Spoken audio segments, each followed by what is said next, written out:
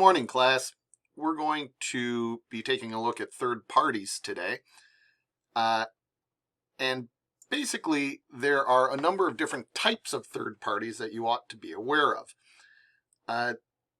Again, third parties fall outside of the scope of the Republican and Democratic parties in America. These are parties that generally fall to the leftward or rightward extremes of the political parties. It is very rare to find third parties that fall between the two major political parties in America, the Republicans and the Democrats, primarily because these are two big umbrella parties that tend to overlap in the middle, whereas third parties fall to the extremes of the Democratic or Republican Party. Take, for example, the economic protest parties. These are expressing their discontent with the major parties and their current economic plans, economic policies, and whatnot. So these kind of parties, for example, might be a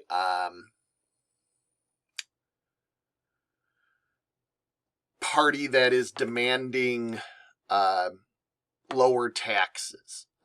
It might be something like the Reform Party of Ross Perot back in 1992. Ideological parties are a little different.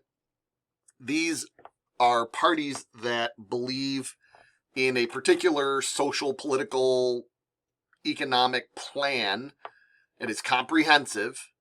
It is part of their belief system, and there would be no compromise on their beliefs in order to win. So the Communist Party of the United States of America, this is an example of an ideological party. You could argue the Roosevelt Bull Moose Party could be considered a ideological party, primarily because it was running counter to the Republican Party because the Republican Party had rejected Roosevelt's nomination in 1912. There are single-issue parties. Single-issue parties generally have one overriding public policy issue of which they are concerned. The Free Soil Party back in the 1800s was an anti-slavery party. There might be a political party whose sole focus is abortion. The Green Party started off as a single-issue party concerning the environment. So single-issue parties are another example of a third party, as are splinter parties. A splinter party can be any of these third parties because they are splitting off from one of the major parties. Okay, the Bull Moose Party, of course, is the classic example of a splinter party that the Republican Party splintered, divided into some cleft of two. The followers of the Republicans and then the followers of Teddy Roosevelt. One could argue that the movement within the current Democratic Party of people following Bernie Sanders is a potential splinter party of the Democratic Party today, where people want to follow Bernie Sanders and his agenda, which is potentially splitting off from the major party, the Democratic Party. I term this the electoral kiss of death for the major party from who the splinter party occurs. And that's because you're splitting the support of one political party between two candidates versus the other political party who is remaining whole and undivided. And thus, the whole and undivided party will invariably win an election between two splinters of a political party. Some of the contributions of third parties, you have political conventions that nominate a president and vice president. We talked about political conventions earlier when we talked about the major two parties. Suffice to say that this is an innovation of the third-party movement, okay? You also have third parties contributing to the political process because they address issues the major parties don't want to discuss.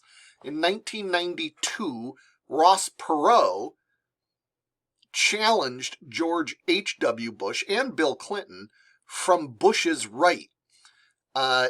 He was opposed to the North American Free Trade Agreement, which was in negotiations at the time. He believed that it would result in a net job loss to America and bring economic devastation.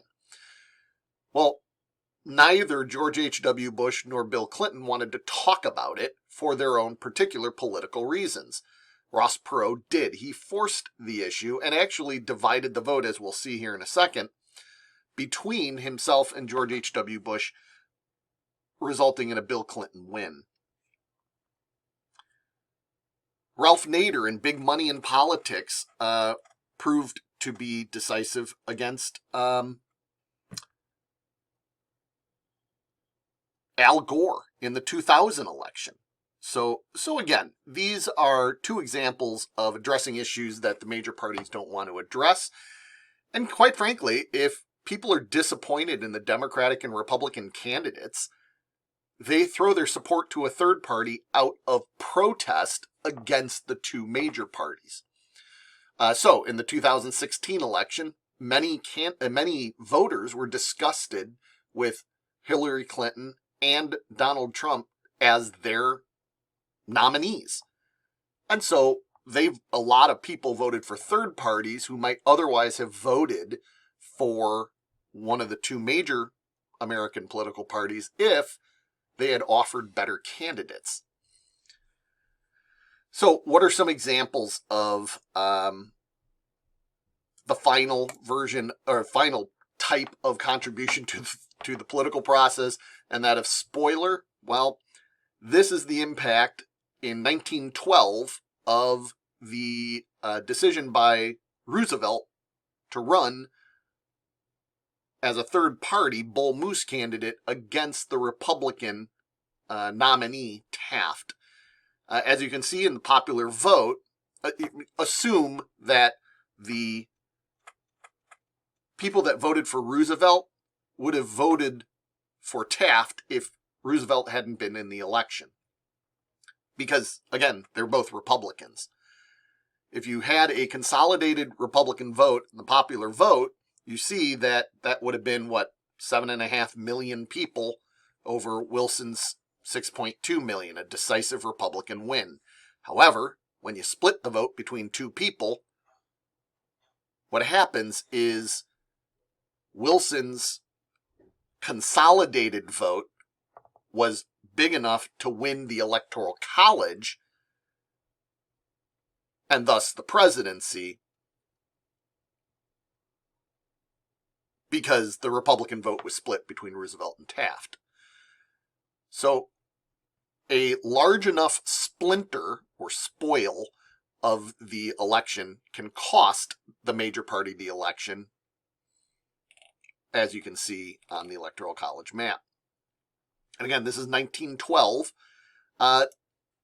Take a look at 1992. This is when Ross Perot was involved in the race. Bill Clinton pulled 43% of the popular vote. Bush, George H.W. Bush, pulled 38%, and Ross Perot pulled 19% of the vote. Perot came at Bush from his right flank, okay? So the people that voted for Perot were generally conservative. So Perot had the effect of lowering Bush's turnout amongst conservatives. Sure, some people that voted for Perot might have voted for Bill Clinton had Ross Perot not been in the race, but because he was, Bush lost the popular vote, and then you can see the effect of that on the Electoral College map. Okay, Perot gained 0 Electoral College votes, but 19 million popular votes across the country. Well, that was enough to pull votes from the Republican candidate, George H.W. Bush, to lower his electoral college vote total and allow Clinton to win. Now, that was certainly not Ross Perot's intention, but that was the effect of his running. Finally, we get to the 2000 election. This is between Al Gore on the Democratic side and George W. Bush on the Republican side. Now, as you know, you need 270 electoral college votes to win the election. Al Gore, with 49 states having completed their election, Al Gore had 267 electoral college votes and a 500,000 popular vote lead. George W. Bush had 246 electoral college votes, and only Florida remained to have its votes counted. Well, Ralph Nader was a third-party candidate running to Al Gore's left. Okay? And without Nader being in the race, voters would have either stayed home or voted for Al Gore. Regardless, Al Gore would have gotten more popular votes in Florida if Ralph Nader had not been in the race. It is very unlikely that George W. Bush would have gotten very many Ralph Nader votes because Nader was generally to the left of Al Gore. Here's the result. Bush gained 2,912,790 votes in Florida. Gore got 2,912,253. Ralph Nader, 97,488 votes. So Bush wins the state of Florida and thus the presidency because he got their 25 electoral college votes to put him at 271 electoral college votes. He won the presidency in Florida because he won Florida by 537 votes. Never let it be said your vote doesn't count. Now, what would Nader say about criticism by the Democrats that he cost Al Gore the election? Ralph Nader would say those were people voting for him, Ralph Nader, and not for Al Gore. Al Gore should have changed his message to attract more voters. Or at least that would be what I would expect Ralph Nader to say in response. I hope that helps you gain some perspective about third parties. We'll talk about them next class we have. Thank you very much.